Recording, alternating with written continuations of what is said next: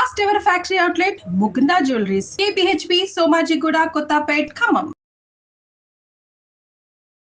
నమస్తే రమగారు. నమస్తే జయ. ఏదైనా చందమామ కథ చెప్తారండి? సరదాగా ఉండే కథ చెప్తాం. ఓకే. మంచి కథ, సరదాగా కూడా ఉంటుంది. పూర్వమట ఆదర్శముఖుడు అని ఒక రాజుగారు ఉండేవాడు. రాజు భలే గొప్పవాడు. ఆయన ఎంత మంచి మంచి తీర్పులు ఇచ్చేవాడు. తీర్పు అంటే చివరికి రిపోర్ట్ ఇచ్చిన వాడు వెనక్కి తీసుకెళ్ళిపోయేలాగా కూడా ఉండేవి కొన్ని. వదిలేండి మాలో మేమే సర్దుకుంటామనేవాళ్ళు. చాలా గట్టివాడు, తెలివైన వాడు. ఆయన ఐడియాస్ చాలా గొప్పవాడు అనమాట. అయితే ఆయన రాజుగా ఉండే కాలంలో రాజధానికి పక్కన ఒక ఊళ్ళో దండి అని ఒక బ్రాహ్మణ ఆయన ఉండేవాడు. ఈయనకి ఏంటంటే పొలం ఉంది, కొంచెము వ్యవసాయ పొలం ఉంది, కానీ ఇవి లేవు, ఎడ్లు లేవు. ఎడ్లు అయిపోయేసరికి బ్రాహ్మడు కదా, ఎవరిని అడిగినా వాళ్ళు ఎవరో ఒకళ్ళు తోలుతారు. ఓ ఆసామిని డబ్బులు ఉన్నాయని ఒక ఆయన్ని ఎడ్లు ఉన్నాయని అడిగాడు. ఏమిటి నాకు ఎడ్లు కావాలంటే ఆయన ఏమన్నాడు, సరే మా ఎడ్ల తోలుకోండి పంతులు గారు అని చెప్పాడు. ఈ దండ ఏం చేశాడు, ఓ జత మంచి పెద్ద ఎడ్ల సలీసుగా ఉన్న వాటిని తీసుకుని వెళ్ళాడు. తవ్వుకున్నాడు, దున్నుకున్నాడు నేల. దున్నుకున్న తర్వాత ఎడ్లను తోలుకొచ్చేసరికి వాళ్ళ ఆసామి నడవాలో కూర్చుని కంచం పెట్టుకుని అన్నం తింటున్నాడు. పొద్దుటి పూట సద్దన్నం తింటారు కదా. ఇది చూసేసరికి అలా అన్నం తినేవాడిని లేపు రావటం ఎందుకులే అని ఆయన చూస్తూనే ఉన్నాడు. ఆసామి ఇట్లా చూస్తూ ఉండగానే ఈ 2 ఎడ్లని కొట్టంలోకి తోలాడు. తోలి అన్నాడు, వెళ్ళిపోయాడు. ఏ నోటితోటి ఏమనలా, చెయ్యి ఊపాడు. ఈ ఆసామి అన్నం తింటూ ఎడ్లు 2 కొట్టంలోకి వెళ్ళటం చూశాడు కూడా. ఓకే. ఓ గంట పోయాక ఆయన దారిన ఆయన పోయాడు. ఒక గంట పోయాక ఈ అన్నం తింటున్న ఆసామి చేయి కడుక్కుని దొడ్లో ఏవో సవరించుకుని వాళ్ళతో వీళ్ళతో కబుర్లు చెప్పి కొట్టంలోకి వచ్చి చూసేసరికి ఎడ్లు లేవు. ఇదేం చేశాడు, కథ చెప్పుకున్నాం కదా ముందు, తోలాడు, కట్టాడు కాదు, తోలాడు అంతే. ఆయన కట్టుకుంటాడు అని ఊరుకున్నాడు. అక్కడి నుంచి ఎడ్లు వెతికాడు, అటు ఇటు ఎక్కడ కనపడలేదు. కొట్టంలో ఉండాల్సిన ఎడ్లు లేవు. పోయి దండిని అడిగాడు, ఆ కొట్టంలో మరి మా ఎడ్లేవి అని. కొట్టంలో తోలుతిని కాదు అన్నాడు. ఏం తోలేవు, కొట్టంలో లేవు, మరి వచ్చి చూపించన్నాడు. వెళ్తే ఏముంది, కొట్టం ఖాళీ, అందులో ఎడ్లు లేవు. నేను తోలేను, నువ్వు చూసావు అంటాడు.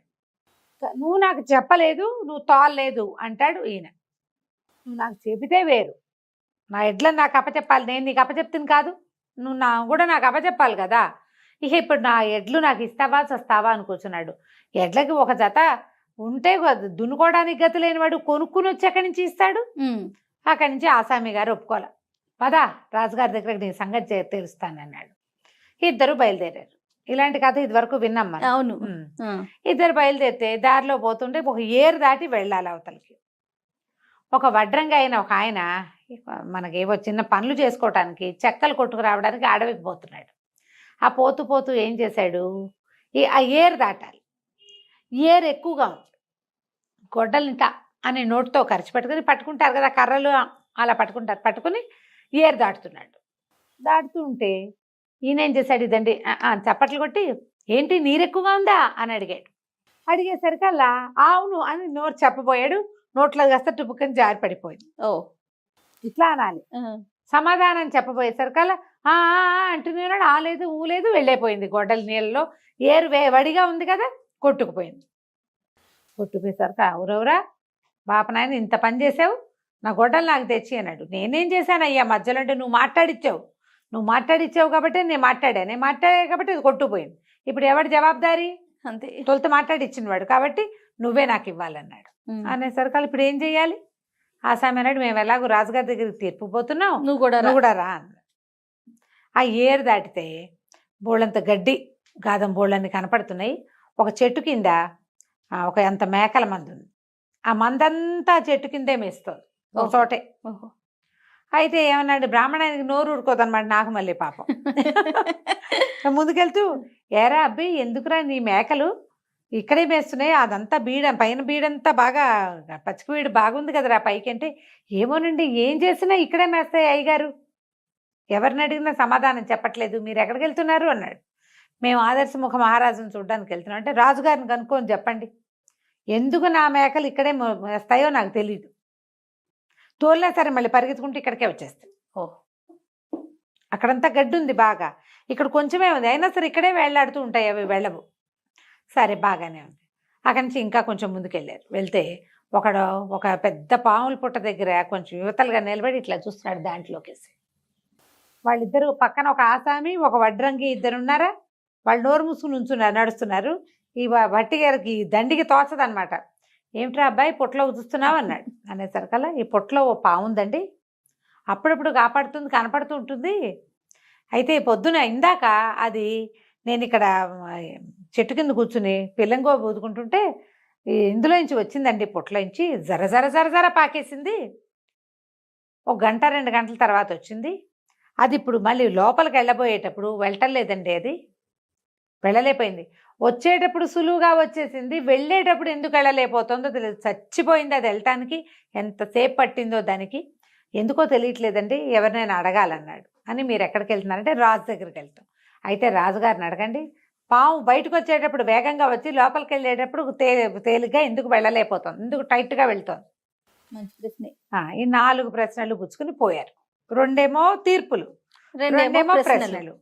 తీరా వెళ్ళేసరికల్లా ఏమైంది, రాజుగారు సరే వీళ్ళందరినీ విచారించాడు. విచారిస్తే దండ ఏం చెప్పాడంటే, స్పష్టంగా ఎడ్లను నేను లోపల తోలానండి, నడవాలో కూర్చుని అన్నం తింటున్నాడు, అక్షరాలా చూశాడు.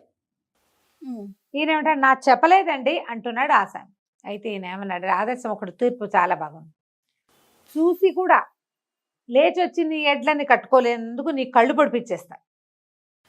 రాముడు తను ఎడ్లు తీసుకెళ్ళినవాడు, ఇదిగో నీ ఎడ్లు అని నీకు అప్పచెప్పినందుకు ఆయనకి 4 పీకిచ్చేస్తా, చెప్పు ఈ తీర్పు నీకు ఓకేనా అన్నాడు. ఈ తీర్పు నీకు ఓకేనా, రిపోర్ట్ వెనక్కి తీసుకుంటావా అనగానే ఆసామి అన్నాడు, ఈ తీర్పు వదిలేండి బాబు, తన బ్రాహ్మణానికి 4 ఒకటి కత్తిరిచ్చేస్తానంటే పోనీ ఓకే అనుకుందాము, 2 కళ్ళు పొడి చేస్తే కళ్ళు పొడిపించేస్తాడు, 4 పీకిచ్చేస్తానన్నాడు. అనగానే వద్దులేండి, ఎడ్లు లోపల రావడం నేను చూశాను అనుకోండి, కళ్ళు చూసినా కూడా నాకు బుద్ధి లేనందుకు నా కళ్ళని నేను తిట్టుకుని నా ఎడ్లని నేను వెతుక్కుంటాలేండి, బ్రాహ్మణ ఆయన వదిలిపెట్టండి, నా రిపోర్ట్ వెనక్కి తీసుకుంటాను, టాటా బాయ్ బాయ్ అని వెళ్ళిపోయాడు. ఓకే, ఇప్పుడు 2వ వాడు ఉన్నాడు వడ్రంగి. బ్రాహ్మణ ఆయన మాట్లాడించడం వల్లే గొడ్డలి పోయింది, నీరు వడిగా ఉంది, అందుకే వీడు నోట్లో గొడ్డలు పెట్టుకుని నిదానంగా ఏరు దాటుతున్నాడు అని చూశాడు బ్రాహ్మడు. చూసినా కూడా అడిగాడు నిన్ను కదా, బ్రాహ్మడి కళ్ళు పొడిచేసేద్దాం, వాడి శిక్ష అయిపోయింది. ఇక నీ సంగతి ఏంటంటే, నీళ్లు వడిగా ఉన్నాయని తలూపి చెబితే సరిపోయేది, తలూపచ్చు, తలూపకుండా నోరు తెరిచి ఒకటి పళ్ళు పీకిచ్చేద్దాం నీవి, ఓకేనా అన్నాడు. పడ్రంగి వాడు అన్నాడు, ఎందుకు బాబు అంత కష్టం, పావల పెడితే గొడ్డలు వస్తుందండి, వద్దులేండి బ్రాహ్మణ ఆయన నేను క్షమించేస్తాను, నేను రిపోర్ట్ ఇవ్వను అని వాడు వెళ్ళిపోయాడు. ఇప్పుడు ఈ దగ్గర దండి దగ్గర 2 ప్రశ్నలు ఉన్నాయి, మేకలు అండ్ పాములు. ఈ మేకలు ఎందుకోనంటే ఒక చెట్టు కిందే మేస్తాయండి, అదొక పెద్ద నేరేడు చెట్టు, ఆ నేరేడు చెట్టు కిందే మేస్తున్నాయి, అవతల ఇంకా గడ్డి ఉంది కానీ ఆ గడ్డి మీదకి వెళ్ళవటం ఎప్పుడు ఇక్కడే మేస్తాయంటే ఆయన అన్నాడు, ఓహో ఆ దారిలో ఉన్న నేరేడు చెట్లు కాదు, సరే ఆ నేరేడు చెట్టు మీద పెద్ద బ్రహ్మాండమైన కొండ తేనెటీగల తేనె పట్టుంది, ఆ చుక్కలు కిందకి రాలుతుంటే ఆ తీపికి అలవాటు పడి మేకలు ఇంకో చోటకి వెళ్ళటం లేదు, వచ్చే వారం ఎలాగో చెట్లు కొట్టించేస్తానులే, ఆ మేకలు చచ్చినట్టు ఇంకో చోటకి పోతాయి, తీపి కొత్త రుచి తగిలేసరికి వెళ్ళడం మానేస్తున్నాయి అన్నమాట మేకలు, వెళ్ళకుండా అక్కడున్న గడ్డే పిక్కు తింటూ ఉంటాయి. ఒక చోటే పడవు కదా, గాలికి చుక్కలు అటు ఇటు ఆ చెట్టు కిందే ఉన్నాయి. అక్కడి నుంచి ఇది కూడా అయిపోయింది, ఆ చెట్టు కొట్టించేస్తే మేకలు ఆ చెట్టు వదిలేసేసి వేరే చోటకి వెళ్తాయి, గడ్డున్న చోటకి, ఈ తీపి కాసిపడి ఇక్కడ ఉండకుండా ఉంటాయి. 4వది 2వ క్వశ్చన్, ఇక్కడ పాము బయటకు వచ్చేటప్పుడు ఆకలితోటి వస్తుంది, బక్క చిక్కిపోయింది, పొట్టలో ఆహారం అంతా అరిగిపోతుందా, బయటకు వచ్చేస్తుంది చకచక చకమని.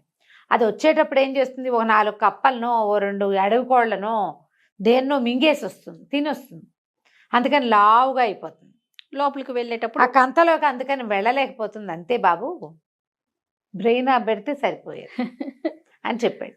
ఈ 2 సమాధానాలు తీసుకుని 2 తీర్పుల గురించి నవ్వుకుంటూ ఆ దండి మళ్ళీ వెనక్కి నడిచెళ్ళి వెళ్తూ అక్కడ ఉన్నవాడికి, ఆ మేకల వాడికి ఆ కబురు, పాము దగ్గర ఉన్నవాడికి 2వ కబురు చెప్పి తన గ్రామానికి వెళ్ళిపోయాడు. కథ కంచికి మనం ఇంటికి. చాలా బాగుందండి. నమస్తే రమ్మగారు. నమస్తే.